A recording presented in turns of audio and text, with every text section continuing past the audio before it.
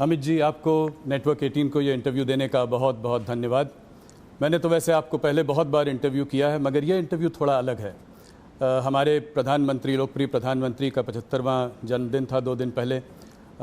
तो मुझे लगा कि प्रधानमंत्री को आपसे अच्छा और कौन जानता है। बहुत सारे लोग जानते हैं, ऐसा नहीं है, पर आप उनसे 4.5 दशक से जुड़े हुए हैं जी। तो मुझे लगा ये मौका अच्छा रहेगा कि थोड़ा मोदी की बात शाह के साथ। जी, मेरा पहला सवाल स्वाभाविक सा सवाल है, आप सबसे पहले मोदी जी से कब मिले? क्या चीज़ थी वो जिसने आपको उनकी ओर आकर्षित किया?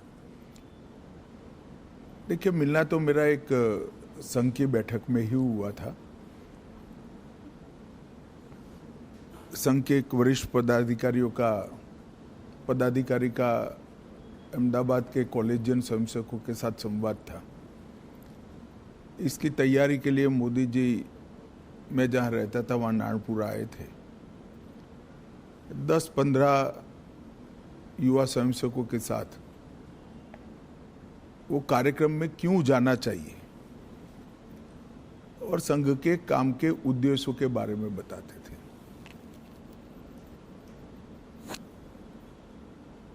एक बिल्कुल अलग प्रकार से संघ के काम को मैंने उनसे सुना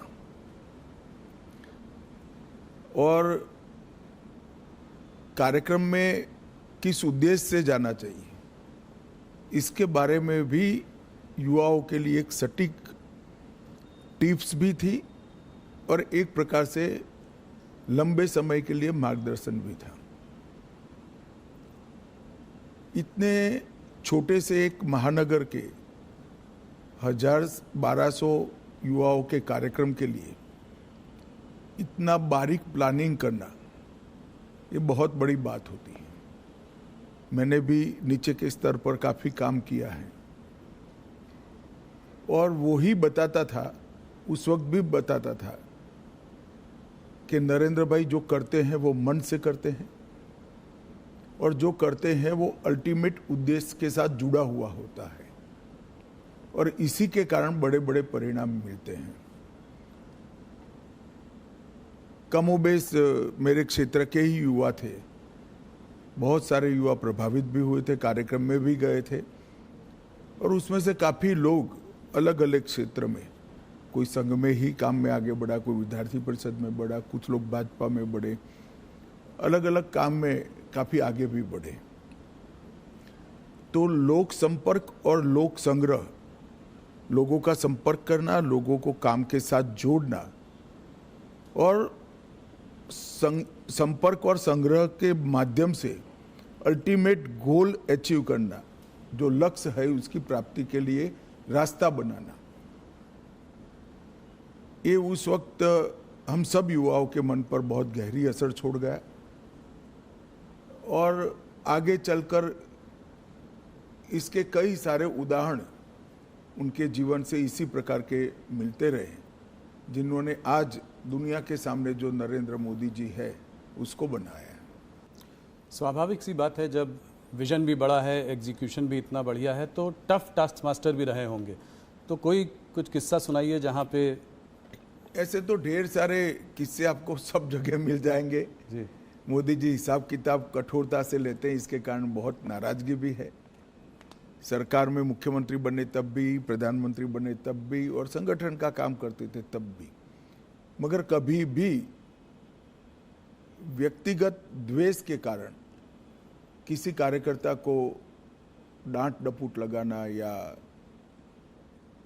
सार्वजनिक रूप से उसको अपमानित करना, ऐसा मैंने नहीं देखा।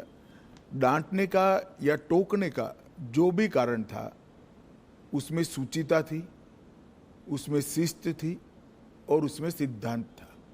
सूचिता, शिस्त और सिद्धांत, तीनों चीज़ों के लिए ही कठोरता मैंने देखी है। मगर हाँ, एक प्रकार से अगर ब्रॉड एनालिसिस करना चाहेंगे तो कह सकते हैं वो बहुत टफ टास्क मास्टर है। आप कह रहे हैं आपने सबसे ज़्यादा उनके संग काम किया है, थोड़ा सा बताएं उनके आरएसएस का प्रभाव उनके ऊपर। आरएसएस के प्रचारक थे, कैसे उनको शेप किया आरएसएस की थिंकिंग ने? आरएसएस के संपर्क में जो भी आता है संघ के संपर्क में आता है उस पर संघ का प्रभाव निश्चित रूप से ही पड़े बगैर रह ही नहीं सकता। आज नरेंद्र मोदी जी जाने जाते हैं कैसे नेता के रूप में जिसके लिए देश सबसे प्रथम है, उसके बाद पार्टी है, उसके बाद पार्टी के कार्यकर्ता है। ये जो राष्ट्र प्रथम का पूरा इतना लंबा कालखंड 75 साल का जो दिखाई पड़ता है, मैं मानता हूं वो संघ के ही संस्कार है और संघ के संस्कारों को लंबे डिसिप्लिन जीवन के तहत उन्होंने अपनी प्रकृति में बदला है। तो संघ के संस्कारों को स्वीकार करने में या उसके हिसाब से जीने में कोई तकलीफ नहीं पड़ती। जब प्रकृति ही व्यक्ति की ऐसी हो जाती है तो अपने आप काम उसी तरह से चलता है। अमित जी, काफ़ी लोग कहते हैं कि आप और मोदी जी एक ही सिक्के के दो पहलू हैं, तो इस जुगलबंदी का राज बताएं। कैसे केमिस्ट्री? कहना ठीक नहीं है। मोदी जी और कार्यकर्ता दोनों एक सिक्के के दो पहलू हैं। करोड़ों कार्यकर्ताओं के जीवन में उन्होंने रास्ता भी बताया है, कोई भटकता है तो उंगली भी पकड़ी है, कई लोगों के जीवन को नई ऊंचाइयां भी दी हैं और हर कार्यकर्ता को पार्टी के सिद्धांतों के आधार पर जीने की आदत भी डाली है, क्योंकि वो स्वयं कार्यकर्ता है। शायद ही कोई प्रधानमंत्री होगा जो पार्टी की बैठक में डायस पर से उठकर फ्रेश होने के लिए भी नहीं जाता होगा। 3 दिन की कार्यकारिणी है तो 3 दिन पूरा वो मंच पर आपको सजग अवस्था में पूरी कार्यवाही में ध्यान देते हुए दिखाई पड़ेंगे। वो बीच बीच में माइक लेकर टोकते भी हैं और एक प्रकार से मैं कहूँ तो इसके कारण कार्यकारिणियों की उपस्थिति बढ़ गई है, क्योंकि जब आपका नेता स्वयं ही बैठता है तो सभी लोगों को बैठना ही पड़ता है। मोदी जी लोगों से एक दिल का रिश्ता बना लेते हैं। मैंने देखा है कि बड़े बड़े ग्लोबल लीडर्स के साथ भी उनका 1-on-1 एक रिश्ता है। वो प्रोटोकॉल के बियॉन्ड जाकर एक रिश्ता बनाने की कोशिश करते हैं, चाहे वो ट्रंप हो, चाहे वो नेतन्याहू हो, पुतिन जी हो। तो और अगर दोस्त कभी रूठ भी जाए तो उसको मना भी लेते हैं। तो ये कैसी क्वालिटी है जो? देखिए, कोई भी नेता जब अपने लक्ष्य के लिए और अपने देश के लिए काम करता है तो प्रोटोकॉल नहीं रहते हैं। लक्ष्य को प्राप्त करने के लिए, देश को ऊपर ले जाने के लिए जो कुछ भी करना पड़ता है वो साहसिकता से वो करता है और इसमें कोई बड़ा साइंस नहीं है। जब अपने आप को आप निकाल लोगे, अपने आप के अहंकार को निकाल दोगे तो सब कुछ साहसिक हो जाता है। और ये मैंने देखा है। मैंने छोटे से छोटे कार्यकर्ता से बात करते हुए देखा है, उसको प्रेरित करते हुए देखा है, उसको डांटते हुए भी देखा है और बड़े से बड़े नेता के साथ भी इसी प्रकार का व्यवहार करते हुए भी देखा है, क्योंकि उद्देश्य पार्टी ठीक चले, राज्य ठीक चले, राष्ट्र ठीक चले, वो है। अंतर्राष्ट्रीय संबंधों में भी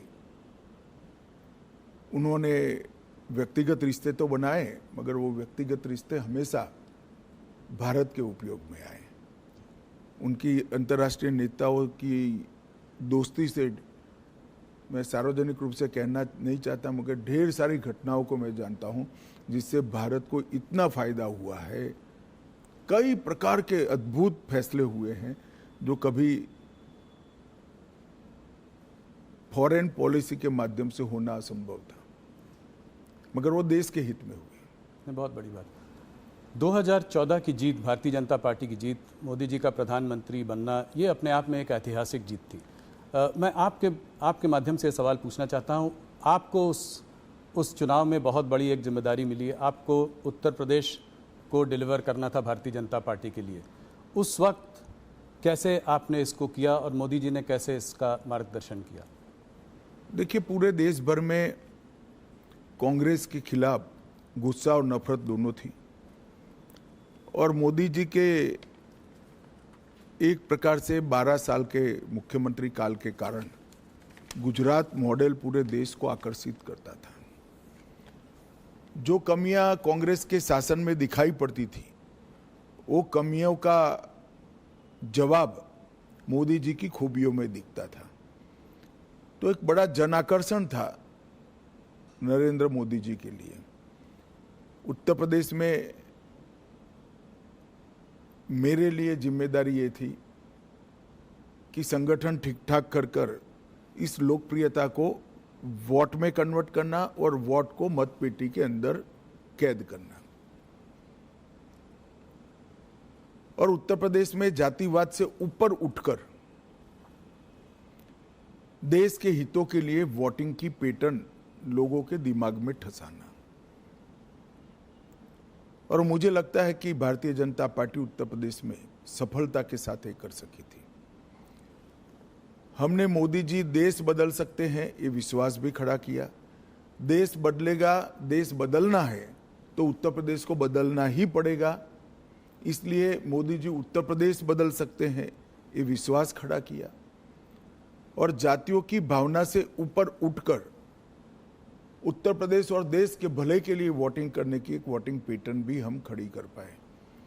इसके लिए सघन प्रवास, संगठन का रिपेयरिंग, ढेर सारी चीजें थी, मगर मुख्य मुद्दा मोदी जी की लोकप्रियता जो अर्जित हुई थी, मोदी जी से जो आस बनी हुई थी, वो आस को एनकेस करने का यंत्रणा खड़ी करना था। मुझे लगता है हम ठीक से कर पाए, इसलिए इतना अच्छा परिणाम हमें मिला था। जहां एक तरफ मोदी जी इतने लोकप्रिय नेता हैं, ग्लोबल लीडर्स के संग भी उनका इतना अच्छा तालमेल है, ऑपोजिशन लीडर्स जैसे कि राहुल गांधी, ममता बनर्जी, ये लोग उनको तमाम तरीके से गाली देते रहते हैं, जलील करते रहते हैं, तो इसको आप कैसे देखते हैं? कोई उनको मौत का सौदागर बुलाता है, कोई। देखिए, एक दुर्भाग्यपूर्ण चीज है कि राजनीति सिद्धांतों की जगह व्यक्तिगत बातों पर ले जाने का प्रयास हुआ है। और राजनीति में जिस प्रकार की भाषा का प्रयोग होता है,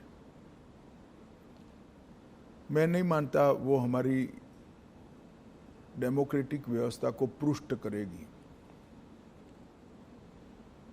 लोकतांत्रिक व्यवस्था में स्तर विहीन राजनीति एक दीमक के समान होती है जो लोकतांत्रिक व्यवस्था की जड़ों को खा जाती है। और मैं तो आपके कार्यक्रम के माध्यम से देश की जनता को यही अपील करना चाहता हूं कि ऐसी भाषा का जो प्रयोग करते हैं, इस प्रकार की राजनीति को जो बल देते हैं, ऐसे लोगों ने जनता ने दंड देना चाहिए। किसी भी व्यक्ति का भ्रष्ट आचरण हो तो वो उसकी व्यक्तिगत बात नहीं बनती है, सार्वजनिक होती है। उसके भ्रष्टाचार को उजागर करना वो विपक्ष का जिम्मेदारी भी है, परंतु चूंकि भ्रष्टाचार नहीं मिलता है, इसलिए स्तर बगैर की बातों को करना, गलत शब्द प्रयोग करना, जो भी आप बता रहे थे, और वहां तक कि मोदी जी की स्वर्गीय माता जी के लिए अपशब्द बोल देना, ये हमारी देश की लोकतांत्रिक राजनीति को पुष्ट नहीं करेगा। और मैं देश की जनता को जरूर कहना चाहूंगा कि ऐसे लोगों को दंडित करना चाहिए चुनाव के माध्यम से। पार्लियामेंट देश की सबसे बड़ी पंचायत है। वहां पक्ष और विपक्ष दोनों ने अपनी अपनी दृष्टिकोण से, अपने अपने सिद्धांतों की तहत देश के मुद्दों पर चर्चा करनी चाहिए। चर्चा करने से के लिए इससे बड़ा कोई मंच है नहीं। अब पहले दिन से ही पार्लियामेंट को बिखेर देने का प्रयास करोगे और वंदे मातरम होगा तब तक बिखेरते रहोगे और फिर कहोगे कि हमें बोलने नहीं देते हैं। बोलने का समय स्पीकर साहब देंगे तो आप वॉकआउट कर जाओगे, बोलने का समय देंगे तो आप राजकीय तंज लगाने में समय जाया कर दोगे, मुद्दों पर बात नहीं करोगे, पार्लियामेंट चलाने के नियमों को नहीं मानोगे और फिर कहोगे कि हमें बोलने नहीं देते, तो पार्लियामेंट फ्रीस्टाइल तरीके से नहीं चल सकती। पार्लियामेंट चलाने के नियम बने हैं और उनके परनाना और दादी के समय से बने हुए हैं, राहुल जी के। उस नियमों से ही पार्लियामेंट चल सकती है। और आदर्श सांसद वो ही होता है कि वो जो नियमों के फ्रेमवर्क में अपनी बात को सटीक तरीके से रख पाए। खैर, मेरी ये सब बातों का असर नहीं होने वाला है, मगर मैं देश की जनता को ये कहना चाहता हूँ कि मोदी जी ने multi party parliamentary democratic system को पुष्ट करने के लिए हमेशा आग्रह रखा है कि संसदीय सूचिता और पार्लियामेंट्री डिसिप्लिन, ये दोनों का पालन किया जाना चाहिए। और मुझे तो आश्चर्य हो रहा है, हम भी ऑपोजिशन में से 10 साल थे, पहले 1-2 दिन विरोध करते थे मुद्दों को उजागर करने के लिए, फिर चर्चा करते थे, और अगर फिर भी चर्चा के बाद सरकार नहीं मानती थी तो हम कोर्ट में जाते थे कि भ्रष्टाचार है, इसका जांच किया जाए। और कोर्ट ने कई जगह हमारी मांग पर जांच अपॉइंट की थी, जिसकी हाई तौबा वो आज भी कर रहे हैं, मगर ये कहीं नहीं जाते। कोई कॉन्स्टिट्यूशनल फोरम के अंदर डिबेट करना ही नहीं चाहते, वो रोड पर ही करना चाहते हैं। और मुझे लगता है इसीलिए जनता ने शायद उनको रोड पर ही रखा है। और भी तमाम रिफॉर्म्स हुए हैं, मगर थोड़ा सा मैं बात करना चाह रहा था इकोनॉमिक रिफॉर्म्स जो हुए हैं मोदी जी के अंडर। अभी हाल फिलहाल में जीएसटी का रैशनलाइजेशन हुआ है, बहुत बड़ा रिफॉर्म है। इनकम टैक्स को रेट्स को में कमी आई है, पिछले बजट में बहुत बड़ा रिफॉर्म है, कॉर्पोरेट रेट टैक्स कट किया। तो इन रिफॉर्म्स के पीछे क्या विजन था, क्या थिंकिंग थी मोदी जी की? देखिए, आप जीएसटी के अभी हुए सुधार के बारे में मैं बाद में बात करूंगा। जीएसटी की चर्चा कांग्रेस की सरकार थी तब से होती थी। श्री चिदम्बरम वित्त मंत्री थे तब भी हुई, श्री प्रणब मुखर्जी वित्त मंत्री थे तब भी हुई। कई बार कांग्रेस से गुमराह कर रही है कि ये तो हमारा आइडिया है। ठीक है भाई, आपका आइडिया है तो इंप्लीमेंट क्यों नहीं हुआ? राज्य विरोध करते थे। राज्य विरोध किस चीज का करते थे? राज्य विरोध जिस चीज का करते थे वो चीज देश की जनता को समझनी चाहिए। सभी को मालूम था कि जीएसटी आने से राज्यों के रिसोर्सेस में एक प्रकार का रिजार्व होगा, कमी आएगी। वो कमी की भरपाई के लिए उस वक्त राज्य केंद्र से गारंटी मांगते थे, जो कांग्रेस ने नहीं दी, राज्यों ने सहमति नहीं दी और जीएसटी के रिफॉर्म नहीं हुए। नरेंद्र मोदी जी प्रधानमंत्री बने, उन्होंने ये गारंटी दे दी। राज्यों की ग्रोथ रेट से लगभग डबल ग्रोथ रेट टैक्स की होगी, इस प्रकार का संवैधानिक वादा किया और पूरा भी किया। सभी राज्यों को इस नवंबर तक पैसा जाएगा जी। तो राज्यों की सहमति इसलिए बनी क्योंकि केंद्र सरकार ने एक वादा किया और वो वादा पूरा भी किया। और जीएसटी के कारण 16 प्रकार के बिक्री से जुड़े सभी करों का, ऑक्ट्रॉय से लेकर बाकी सारी चीजों पे, एक्साइज, सेल्स टैक्स, कई छोटे मोटे मनोरंजन कर था, ये सभी का एकीकृत खाका बना। पूरे देश भर की एक इलेक्ट्रॉनिक बिक्री कर प्रणाली बनी, ई-वे बिल बने। और जीएसटी के इतने सालों की यात्रा में 200 से ज्यादा छोटे मोटे बदलाव कर कर उसको लोकाभिमुख भी बनाया और टीथिंग प्रॉब्लम समाप्त भी की। ये करते करते करते देश की इनकम भी बढ़ी, 80,000 करोड़ से लेकर 2 लाख करोड़ तक। अब राज्यों का भरोसा बढ़ा, जनता का भरोसा बढ़ा, व्यापारियों का भरोसा बढ़ा। तब चूंकि इनकम बढ़ चुकी है, टैक्स के अंदर 395 से ज्यादा चीजों पर टैक्स कम किया गया। ढेर सारी चीज जो रोजमर्रा के उपयोग की है, इसमें 0% किया या 5% किया। कुछ सेक्टर विशेष को, जिससे देश की निकास को, एक्सपोर्ट को फायदा हो सकता है, उसमें भी एक वैज्ञानिक जीएसटी का दर रखकर निकास को ही प्रोत्साहन दिया।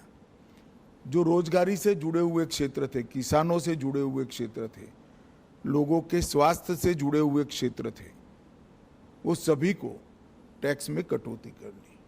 और इससे खाने पीने की चीज़ें, रोजमर्रा के जीवन उपयोग की दवाइयाँ, किसानों के उपयोग की चीज़ें, महिलाओं के उपयोग की चीज़ें, हेल्थ सेक्टर से जुड़े हुए इंश्योरेंस,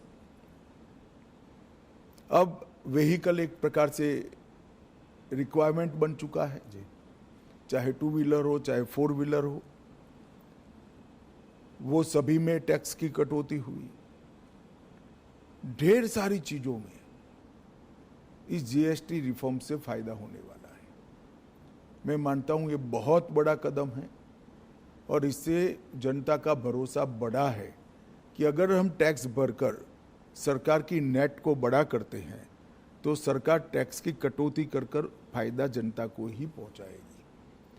और ये भरोसा आज़ादी से अब तक अदृश्य था, पहली बार वो दिखाई पड़ता है कि कोई भी सरकार अपने बढ़े हुए टैक्स को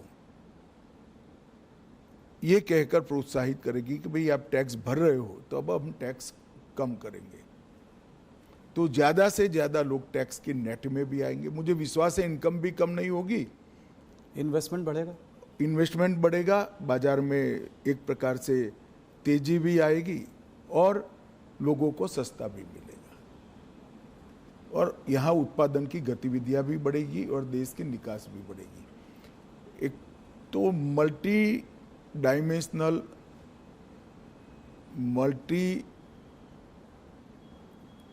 मतलब हर सेक्टर को बेनिफिट देने वाला ये सुधार जो किया है, ये अब तक का बहुत बड़ा सुधार माना जाएगा।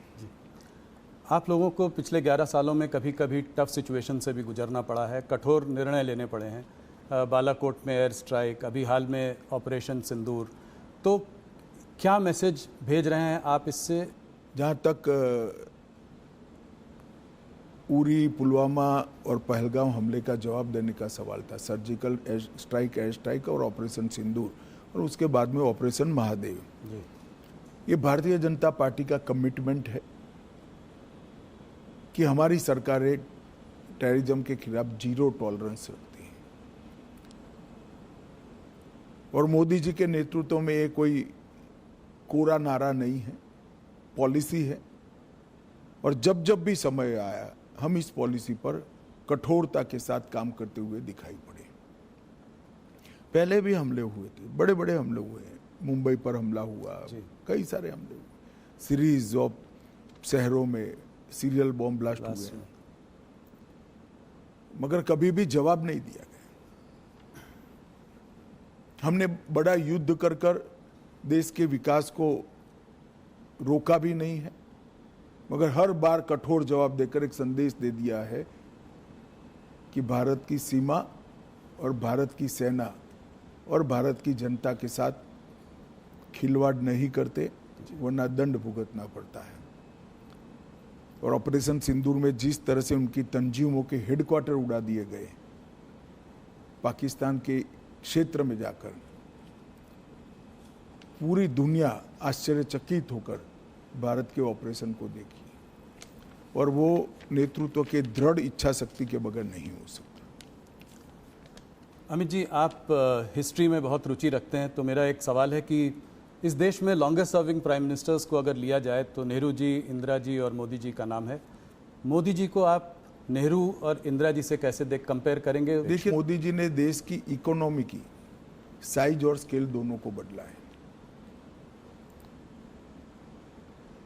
गरीबी हटाओ के पॉलिटिकल नारेज को जमीन में तब्दील किया है, जमीन पर तब्दील किया है।